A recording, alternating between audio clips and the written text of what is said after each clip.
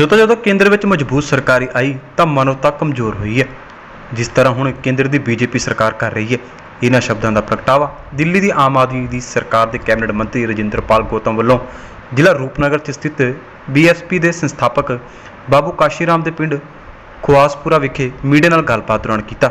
ਇਸ ਮੌਕੇ ਉਹਨਾਂ ਦੇ ਨਾਲ ਪੰਜਾਬ ਦੇ ਹਲਕਾ ਵਿਧਾਇਕ ਕੁਲਤਾਰ ਸਿੰਘ ਸੰਧਵਾ ਵੀ ਸ਼ਾਮਿਲ ਸੀ ਅਤੇ ਸੰਧਵਾ ਨੇ ਵੀ ਖੇਤੀ ਕਾਨੂੰਨਾਂ ਨੂੰ ਲੈ ਕੇ ਕੇਂਦਰ ਦੀ ਬੀਜੇਪੀ ਖਿਲਾਫ ਤਿੱਖੇ ਸ਼ਬਦੀ ਹਮਲੇ ਕੀਤੇ।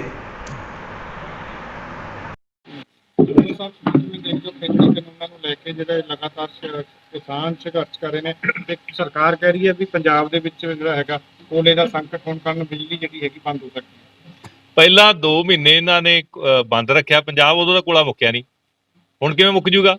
ਬਾਕੀ ਮਹਿੰਗੀ ਬਿਜਲੀ ਜ਼ਰੂਰੀ ਲੈਣੀ ਆ ਅਡਾਨੀ ਅੰਬਾਨੀ ਤੇ ਬਾਹਰੋਂ ਲੈ ਲੈਣ, ਬਾਹਰਲੇ ਸੂਬੇ 'ਚ ਹੁਣ ਸਸਤੀ ਬਿਜਲੀ ਮਿਲ ਰਹੀ ਹੈ। ਇਹ ਸਾਰਾ ਕੁਝ ਸਾਡਾ ਜਿਹੜਾ ਕਿਸਾਨਾਂ ਦਾ, ਮਜ਼ਦੂਰਾਂ ਦਾ, ਦੁਕਾਨਦਾਰਾਂ ਦਾ, ਡਾਕਟਰਾਂ ਦਾ, ਮਾਸਟਰਾਂ ਦਾ, ਰੇਹੜੀ ਵਾਲੇ ਦਾ, ਹਰੇਕ ਦਾ ਜਿਹੜਾ ਸੰਘਰਸ਼ ਹੈ, ਸਾਰਾ ਸਾਂਝਾ ਸੰਘਰਸ਼ ਹੈ। ਉਹਨੂੰ ਟਾਰਪੀਡੋ ਕਰਨ ਵਾਸਤੇ ਕੁਝ ਜੀਆਂ ਚਾਲਾਂ ਪੰਜਾਬ ਸਰਕਾਰ ਚੱਲ ਰਹੀ ਹੈ। ਔਰ ਮੈਂ ਤੁਹਾਡੇ ਰਾਹੀਂ ਬੇਨਤੀ ਕਰਦਾ ਵੀ ਆਮ ਆਦਮੀ ਪਾਰਟੀ ਦਾ ਕੱਲ ਨੂੰ ਚੱਲੀ ਹੈ, ਕਿਉਂਕਿ ਇਹ ਮੰਗ ਸੀ ਸਾਡੀਆਂ ਕਿਸਾਨ ਜਥੇਬੰਦੀਆਂ ਦੇ, ਜਿਹੜੇ ਸਾਡੇ ਕਾਰਕੁਨ ਸਾਨੂੰ ਮਿਲਦੇ ਸੀਗੇ ਕਿ ਭਾਈ ਅਸੀਂ ਇੱਥੇ ਸੜਕਾਂ ਤੇ ਬੈਠੇ ਆ ਤੇ ਤੁਸੀਂ ਕੀ ਕਰ ਰਹੇ, ਤੁਹਾਡੀ ਦਿੱਲੀ ਸਰਕਾਰ ਹੈ। ਸੋ ਅਸੀਂ ਤਾਂ ਕੱਲ ਚੱਲੇ ਆ। ਮੈਂ ਕਹਿੰਦਾ ਵੀ ਸਾਰੇ ਜਿਹੜੇ 117 ਦੇ 117 ਵਿਧਾਇਕ ਹੈ ਪੰਜਾਬ ਦੇ, ਜਿਹੜੇ 20 ਦੇ 20 MP ਆ ਪੰਜਾਬ ਦੇ, ਉਹ ਸਾਰੇ ਉੱਥੇ ਜਾ ਕੇ ਬੈਠਣ ਸਾਡੇ ਨਾਲ। ਆਪਾਂ ਸਾਰੇ ਇਕੱਠੇ ਹੋ ਕੇ ਇਹ ਲੜਾਈ ਨੂੰ ਲੜੀਏ। ਕੈਪਟਨ ਅਮਰਿੰਦਰ ਸਿੰਘ ਨੂੰ ਵੀ ਚਾਹੀਦਾ ਕਿ ਉਹ ਅਗਵਾਈ ਕਰਨ, ਉਹ ਪੰਜਾਬ ਦੇ ਮੁੱਖ ਮੰਤਰੀ ਹੈ। ਆਪਾਂ ਸਾਰੇ ਜਾ ਕੇ ਮੋਦੀ ਸਾਹਿਬ ਨੂੰ ਕਹੀਏ ਵੀ ਤੁਸੀਂ ਜਿਹੜੇ 8 ਮੰਤਰੀਆਂ ਦੀ ਡਿਊਟੀ ਲਾਈ ਆ, ਉਹ ਪਹਿਲਾਂ ਸਾਨੂੰ ਹੀ ਕਨਵਿੰਸ ਕਰ ਲੈਣ, ਫਿਰ ਦੇਖਦੇ ਆ ਵੀ ਸਾਡੇ ਸਵਾਲਾਂ ਦਾ ਜਵਾਬ ਦੇ ਦੇਣ। ਉਹ ਕਹਿੰਦੇ ਅਸੀਂ ਕਿਸਾਨਾਂ ਨੂੰ ਜਾ ਕੇ ਕਨਵਿੰਸ ਕਰਨਾ। ਕਨਵਿੰਸ ਕੀ, ਤੁਸੀਂ ਤਾਂ ਮਾਰਨ ਦਾ ਸੌਦਾ ਕਰ ਲਿਆ ਸਾਨੂੰ। ਪੰਜਾਬ ਤੋਂ ਕਿੰਨੇ ਕ ਆਪ ਦੇ ਜਿਹੜੇ ਹੈਗੇ ਆ ਲੀਡਰ ਜਾਂ ਵਲੰਟੀਅਰ ਉਹਦੇ 'ਚ ਸ਼ਾਮਲ ਹੋ ਰਹੇ ਵਿਰੋਧ? ਦੇਖੋ ਜੀ, ਪੰਜਾਬ ਦੇ MP ਸਾਹਿਬ, ਪੰਜਾਬ ਦੇ ਜਿਹੜੇ ਆਮ ਆਦਮੀ ਪਾਰਟੀ ਦੇ ਸਾਰੇ MLA ਸਾਹਿਬਾਨ ਤੇ ਜ਼ਿਲ੍ਹਾ ਪ੍ਰਧਾਨ, ਸਾਬਕਾ ਜ਼ਿਲ੍ਹਾ ਪ੍ਰਧਾਨ ਜਿਹੜੇ ਸਾਡੇ ਹੈਗੇ ਨੇ, ਸਾਡੇ ਆਰਗੇਨਾਈਜੇਸ਼ਨ ਦੇ ਸਾਰੇ ਸਾਬਕਾ ਹੁਣ ਦੀਆਂ ਆਰਗੇਨਾਈਜੇਸ਼ਨ ਭੰਗ ਆ, ਜਿਹੜੇ ਸਾਬਕਾ ਨੇ ਸਾਰਿਆਂ ਨੂੰ ਮੈਸੇਜ ਗਿਆ ਔਰ ਸਾਰਿਆਂ ਨੂੰ ਬੇਨਤੀ ਕੀਤੀ ਹੈ ਵੀ ਉੱਥੇ ਪਹੁੰਚੋ ਜੀ। ਬੀਜੇਪੀ ਜਿਹੜੀ ਹੈਗੀ ਆ ਉਹਨਾਂ ਦੇ ਬੁਲਾਰੇ ਆ ਗਰੇਵਾਲ, ਉਹ ਰਾਤ ਵੀ ਡਿਬੇਟ ਹੋਈ ਸੀ। ਉਹ ਕਹਿ ਰਹੇ ਸੀ ਕਾਨੂੰਨ ਤਾਂ ਬਿਲਕੁਲ ਰੱਦ ਨਹੀਂ ਹੋਣਾ, ਅਗਰ ਤੁਸੀਂ ਟੇਬਲ ਤੇ ਆ ਕੇ ਬਹਿ ਕੇ ਗੱਲਬਾਤ ਕਰਨੀ ਹੈ ਤਾਂ ਤੁਹਾਨੂੰ ਸਮਝਾ ਦੇਵਾਂਗੇ ਕਿ ਕਾਨੂੰਨ ਵਧੀਆ ਹੈਗਾ ਕਿਸਾਨਾਂ ਵਾਸਤੇ। ਕਿਵੇਂ ਦੇਖਦੇ ਹੋ? ਦੇਖੋ ਜੀ, ਅਸੀਂ ਤਾਂ ਮੁਗਲਾਂ ਨੂੰ ਸਮਝਾਤਾ, ਪੰਜਾਬੀਆਂ ਨੇ ਇਕੱਠੇ ਹੋ ਕੇ ਅੰਗਰੇਜ਼ ਭਜਾਤੇ। ਇਹ ਜਿਹੜੇ ਕਾਲੇ ਅੰਗਰੇਜ਼ ਆ ਇਹ ਨਾ ਸਮਝਣਗੇ, ਇਹ ਤਾਂ ਐਵੇਂ ਗਿੱਦੜ ਭਪਕੀਆਂ ਮਾਰਦੇ, ਇਹਨਾਂ ਨੂੰ ਦੇਖਦੇ ਆ, ਕਰਦੇ ਆ ਠੀਕ। ਭਾਵੇਂ ਸਾਨੂੰ ਕੁਝ ਵੀ ਕਰਨਾ ਪਵੇ, ਲੜਾਈ ਕਿੱਡੀ ਮਰਜ਼ੀ ਲੰਬੀ ਲੜਨੀ ਪਵੇ, ਸਾਡੀਆਂ ਕਿਸਾਨ ਯੂਨੀਅਨਾਂ ਸਾਡੀ ਅਗਵਾਈ ਕਰ ਰਹੀਆਂ, ਉਹ ਸਾਡੇ ਅੱਗੇ, ਅਸੀਂ ਉਹਨਾਂ ਦੇ ਪਿੱਛੇ ਆ, ਨਾਲ ਆ। ਅਸੀਂ ਜੋ ਸਾਨੂੰ ਹੁਕਮ ਕਰਨਗੇ ਅਸੀਂ ਕਰਾਂਗੇ ਔਰ ਇਹ ਲੜਾਈ ਜਿੱਤਾਂਗੇ। ਬੀਜੇਪੀ ਦਾ ਕਹਿਣਾ ਸਿਆਸੀ ਪਾਰਟੀਆਂ ਜਿਹੜੀਆਂ ਕਿ ਕਿਸਾਨਾਂ ਦੇ ਸੰਘਰਸ਼ ਦੇ ਉੱਤੇ ਸਿਆਸੀ ਰੋਟੀਆਂ ਸੇਕ ਰਹੀਆਂ, ਜਿਹੜੇ ਕਿਸਾਨਾਂ ਨੂੰ ਗੁੰਮਰਾਹ ਕਰ ਰਹੀਆਂ। ਤੁਸੀਂ ਰੋਟੀਆਂ ਸਾੜਤੀਆਂ ਕਿਸਾਨਾਂ ਦੀਆਂ, ਕਮਾਲ ਦੀ ਗੱਲ ਹੈ। ਰਾਜਨੀਤੀ ਕਰਨ ਵਾਸਤੇ ਬਣੀ ਹੈ, ਰਾਜਨੀਤੀ ਚੰਗੀ ਵਾਸਤੇ ਕੀਤੀ ਜਾਣੀ ਚਾਹੀਦੀ ਹੈ। ਔਰ ਇਹ ਰਾਜਨੀਤੀ ਕੋਈ ਵੋਟਾਂ ਲੈਣ ਵਾਸਤੇ ਨਹੀਂ, ਇਹ ਪੰਜਾਬ ਨੂੰ ਬਚਾਉਣ ਵਾਸਤੇ ਕਰਨੀ ਹੈ। ਔਰ ਮੈਂ ਬੇਨਤੀ ਕਰਦਾ ਹਰੇਕ ਬੱਚਾ ਪੰਜਾਬ ਦਾ ਕਰੇ, ਭਾਵੇਂ ਕਿਸੇ ਵੀ ਜਾਤ ਨਾਲ, ਕਿਸੇ ਵੀ ਧਰਮ ਨਾਲ, ਕਿਸੇ ਵੀ ਫਿਰਕੇ ਨਾਲ, ਕਿਸੇ ਵੀ ਕੰਮ ਨਾਲ, ਕਿਸੇ ਵੀ ਕਾਰ ਨਾਲ ਉਹਦਾ ਵਾਸਤਾ ਪੰਜਾਬੀ ਹੈ, ਭਾਵੇਂ ਕੋਈ ਵੀ ਹੈ ਦੇਸ਼ ਦਾ। ਮੈਂ ਤਾਂ ਸਾਰੇ ਦੇਸ਼ ਦੇ ਕਿਸਾਨਾਂ ਨੂੰ ਕਹਿੰਦਾ, ਦੇਸ਼ ਦੇ ਪੋਲੀਟੀਸ਼ੀਅਨਾਂ ਨੂੰ ਕਹਿੰਦਾ, ਇਕੱਠੇ ਹੋ ਕੇ ਆਓ ਔਰ ਦੇਸ਼ ਬਚੂਗਾ। ਤੇ ਤਾਂ ਹੀ, ਜੇ ਕਿਸਾਨ ਬਚੂਗਾ ਤਾਂ ਹੀ ਦੇਸ਼ ਬਚੂਗਾ। ਇਹਨਾਂ ਨੇ ਦੇਸ਼ ਵੇਚਣ ਦਾ ਫੈਸਲਾ ਕਰ ਲਿਆ, ਇਹਦੇ ਖਿਲਾਫ ਆਪਾਂ ਨੂੰ ਇਕੱਠੇ ਹੋ ਖੜਨਾ ਚਾਹੀਦਾ। सर आज यहाँ पे आए हैं, आप पहुँचे हैं, क्या मकसद है यहाँ पे आने का?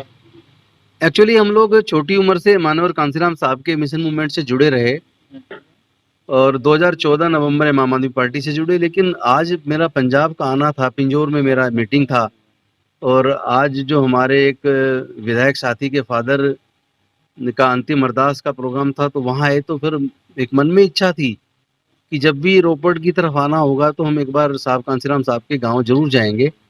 गांव में आने के बाद कोई ऐसी पहचान वाली चीज़ नहीं थी कि देख के लगे कि ये उन्हीं मानवर कांसीराम साहब का गांव है जिन्होंने पूरे बहुजन को हुक्मरान बनने का एक सपना दिखाया। तो समाज की न्याय की एक अलग तरह की लड़ाई उन्होंने शुरू की और जब वो आंदोलन उन्होंने छेड़ा, उसके बाद पूरे देश के अंदर कोई भी पार्टी पूर्ण बहुमत की सरकार नहीं बना पाई लंबे समय तक, क्योंकि वो ये कहते थे हमें मजबूत नहीं मजबूर सरकार चाहिए।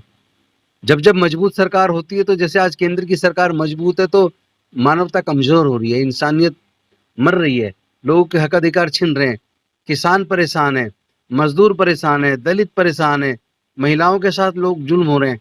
तो ऐसी मजबूत सरकार नहीं चाहिए। तो मानवर साहब कहते थे कि हमें मजबूर सरकार चाहिए। मजबूर सरकार से उनका तात्पर्य था कि एक ऐसी सरकार जो तानाशाह ना बने, बल्कि वो जनता के हित के काम करे, जनता का उसके ऊपर कहीं ना कहीं कंट्रोल हो, ऐसी सरकार बने। तो ऐसे मानवर कांसीराम साहब जो कहते थे जिसकी जितनी संख्या भारी उसकी उतनी हिस्सेदारी, उन्होंने पूरे देश के अंदर एक अलग तरह की राजनीति की शुरुआत की। और ऐसे लोग जो कभी सत्ता में आने का सपना नहीं देख सकते थे, उनको उन्होंने उस सपने को साकार करके दिखाया। तो उनके गांव में जब आना हुआ तो मैंने देखा कि यहाँ कोई उनके याद में कोई द्वार या कोई मूर्ति भी नहीं है। तो मैं तो अभी हमारे सरपंच साहब से निवेदन कर रहा था कि आप यहाँ कोई जगह उपलब्ध कराएं और सब लोग मिल के राजनीति से ऊपर उठ के उनकी याद में उनकी एक प्रतिमा यहाँ पे लगाएं। और मुझे खुशी है कि सरपंच साहब ने भी बड़ा पॉजिटिव रिस्पॉन्स दिया है और मुझे उम्मीद है आने वाले समय में जल्दी उनके नाम का जो पार्क की इन्होंने जगह सुनिश्चित की है वहीं पे एक सुंदर उनकी प्रतिमा भी लगाएंगे, ताकि उनकी याद में जो लोग पूरे देश के अलग अलग कोने से पंजाब आते हैं तो वो कम से कम इस गांव में आके और वो भी यहाँ गांव के दर्शन करके और उनके चरणों में अपना नमन करें। बनाए गए हैं तो लेकर पूरे पंजाब में, हरियाणा में किसानों की तरफ से जो Actually, संघर्ष किया जा रहा है उसको कैसे देखते हैं आप? मैं समझता हूँ ये संघर्ष बहुत जरूरी है, क्योंकि जिस तरह का कानून बनाया है उसमें आने वाले समय में किसान खत्म हो जाएगा। किसान की भूमि बड़े बड़े पूंजीपतियों के पास चली जाएगी, मंडियां खत्म हो जाएंगी। अभी तो वो दूसरे तरीके से प्रेषित कर रही है केंद्र सरकार, लेकिन सच्चाई तो सबके सामने है। मजदूर तो पहले ही खत्म कर दिया। मजदूरों के बारे में जो अभी जो कानून पास किए हैं और जिस तरह किसानों के बारे में जो कानून पास किए हैं, ऐसा लग रहा है कि एक तरफा एक कार्रवाई चल रही है जो एक प्रजातंत्र के अंदर संसद में एक डिबेट होनी चाहिए, एक खुले दिल से परिचर्चा के बाद कोई कानून बनना चाहिए। लेकिन विपक्ष की आवाज को जिस तरह खत्म किया जा रहा है और बिना मत के विभाजन के जिस तरह कानून को लगातार पास किया जा रहा है, उससे पता लगता है कि देश कहीं ना कहीं तानाशाही की तरफ बढ़ रहा है। इसमें मजदूर भी देश में परेशान है, किसान भी परेशान है, रोजगार के अवसर खत्म हो रहे हैं, आर्थिक स्थिति खत्म होती जा रही है। उसके बाद जिस तरीके से पूरे देश के मीडिया को कंट्रोल करके और जनता के मुद्दों से ध्यान को भटकाया जा रहा है, मैं समझता हूँ ये देश के हित में नहीं है। इससे देश कमजोर होगा। और किसान जो अनाज उगाता है, जो देश का निर्माता है, जिसकी वजह से कभी देश को हरित क्रांति के बाद एक तरीके से स्वर्णिम युग भारत का शुरू हुआ था, अब हम लोग पतन की तरफ बढ़ रहे हैं। इसलिए हम लोग इसका सशक्त विरोध कर रहे हैं। और दिल्ली के अंदर कल आम आदमी पार्टी की तरफ से इस एक्ट के विरोध में एक बहुत बड़ा हम लोग आंदोलन करने जा रहे हैं। और मैं समझता हूँ इस आंदोलन की पूरे देश को जरूरत है, क्योंकि पूरे देश को अगर जीना है तो खाने का सामान चाहिए और वो किसान पैदा करता है। लेकिन किसान को उसके पैदा करने का उसका लागत ना मिले तो किसान किसानी कैसे करेगा? और जब उसके पास पैसा नहीं होगा, उसको पूरा पैसा नहीं मिलेगा उसकी उपज का, तो धीरे धीरे उसके पास अपने गोडाउन भी नहीं होंगे, मंडियां खत्म हो जाएंगी। तो वो जमीन मजबूरी में, पहले तो हो सकता है उसको पूरा दाम देके बड़े बड़े पूंजीपति अपनी मंडी उपलब्ध करा दें, लेकिन जब जैसे जियो आया तो जियो को आने के बाद उसने कुछ फ्री में भी उन्होंने डाटा केवल उपलब्ध कराया। लेकिन जैसे जैसे उसका आधिपत्य बढ़ा, उन्होंने धीरे धीरे सारे बाकी चैनल्स को खत्म कर दिया। तो इसी तरीके से जब पूंजीपति शुरू में हो सकता है किसानों को थोड़ा बहुत फायदा करें, लेकिन उसके बाद जब पूरी तरीके से मार्केट उनके कब्जे में आ जाएगा, उसके बाद वो हालत होगी कि किसान अपनी जमीन को बेचने के लिए मजबूर हो जाएगा। किसान के साथ इस एक्ट के रहते न्याय नहीं मिल सकता। तो इसके विरोध की बहुत सख्त जरूरत है। पंजाब के किसानों और आम लोगों में ये चर्चा है कि केजरीवाल जो मुख्यमंत्री हैं दिल्ली के, वो खुल के नहीं बोल रहे इस कानून के खिलाफ। नहीं, वो बोल रहे हैं, लेकिन चूंकि आज मीडिया उनके कब्जे में, मीडिया जिसको दिखाता वो दिखता है और मीडिया जिसको नहीं दिखाता वो नहीं दिखता है। तो हमारी कोशिश है कि मीडिया को भी झकझोर दें। जब कल मुख्यमंत्री जी बोलेंगे तो पूरे ईमानदारी के साथ किसानों के हक की आवाज को मजबूती के साथ बुलंद करेंगे।